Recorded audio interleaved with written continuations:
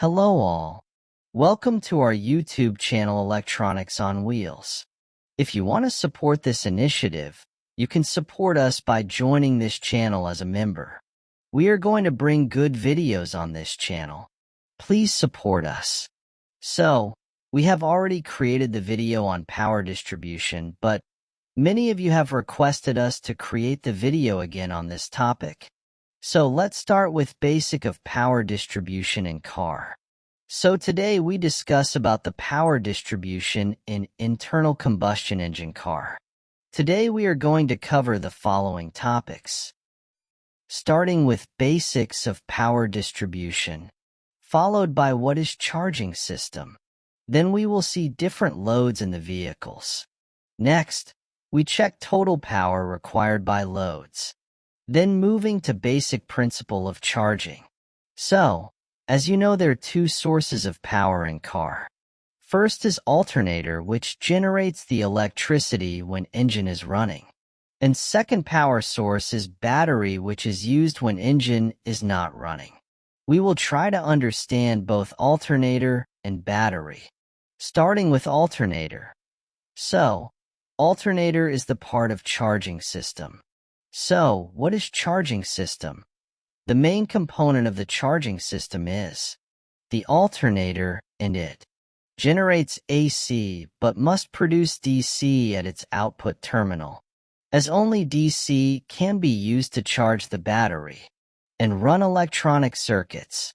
The charging system must meet the following criteria when the engine is running. 1. Supply the current demands made by all loads. 2. Supply whatever charge current the battery demands. 3. Supply constant voltage under all conditions. 4. Require low maintenance. 5. Provide an indication of correct operation. To achieve the above-mentioned criteria, let's first understand the different loads in vehicle and how alternator is connected with them.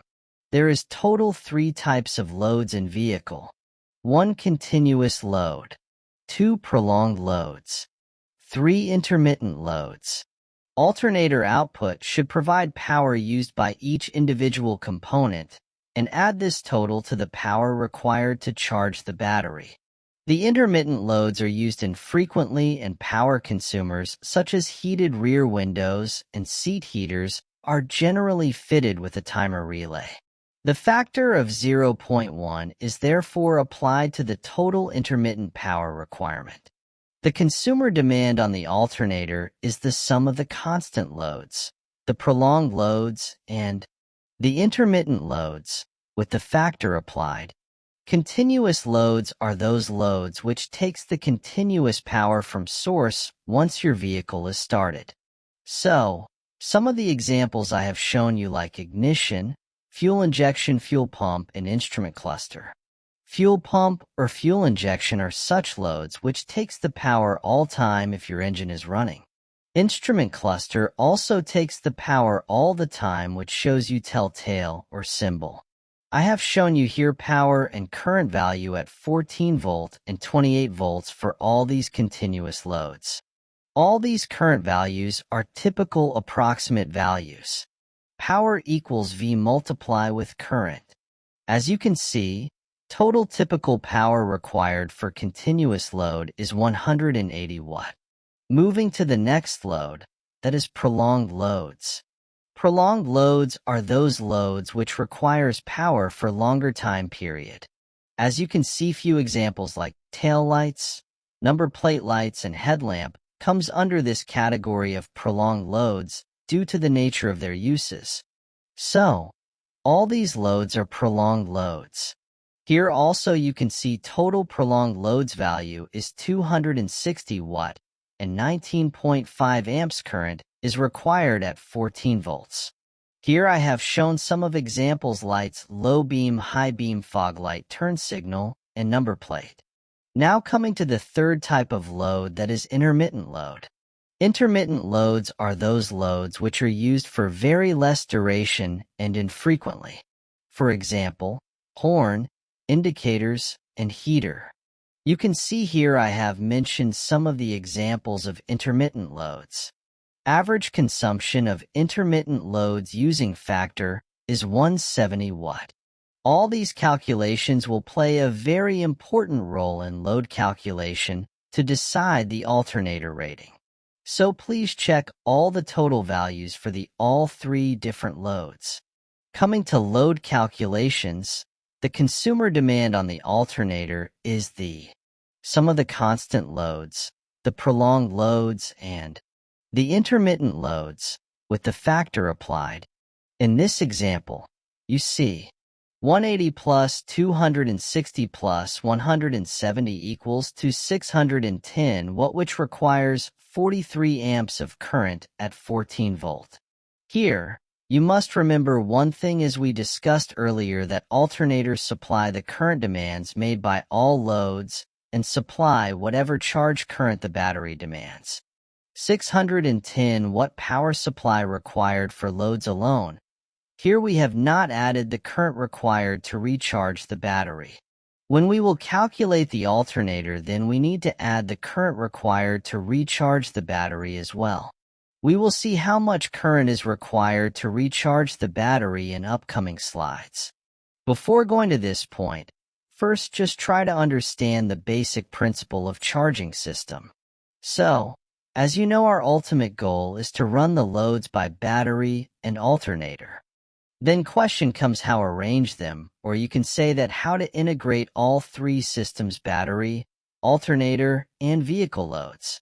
So on right side, you can see there are two arrangements given. In first arrangement, we have given the connections from battery and alternator to vehicle loads independently. And there is no connection between battery and alternator to rechange the battery, which is not a good idea. If you see the second arrangement, we have integrated the connection battery, alternator, and vehicle loads. Which is better idea? If you ask me the flow of current in this second arrangement, this will be like in two cases. First case, when engine is running, then alternator is producing DC current and recharging the battery plus giving the power to vehicle loads. Just remember one thing, that when alternator is running, then alternator is providing the current to the loads, not the battery. Second case, when engine is not running and alternator is off, then we have only one source of power, that is battery, which provides the power to vehicle loads. Now coming to the output voltage of alternator. So output voltage of alternator is 14.2 plus minus 0.2 for 12-volt system. Commercial vehicles generally employ 2 batteries in series at a nominal voltage of 24 volt. The accepted charge voltage would therefore be doubled. Why it is 14 volts when you have 12-volt battery? We will try to understand this concept with two cases. Case 1. When the alternator voltage is less than the battery, engine slow, or not running, for example, the direction of current flow is from the battery to the vehicle loads.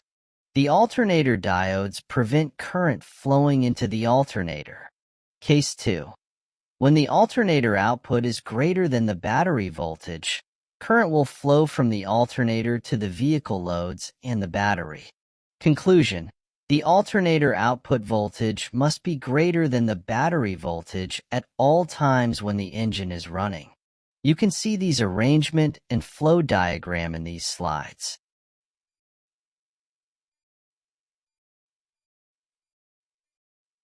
In next video, we will try to understand that what is the ring diagram of charging system and how the components are connected with each. If you think that this video helped, then please like, subscribe, and comment. Let's have a target of 100 comments on this video.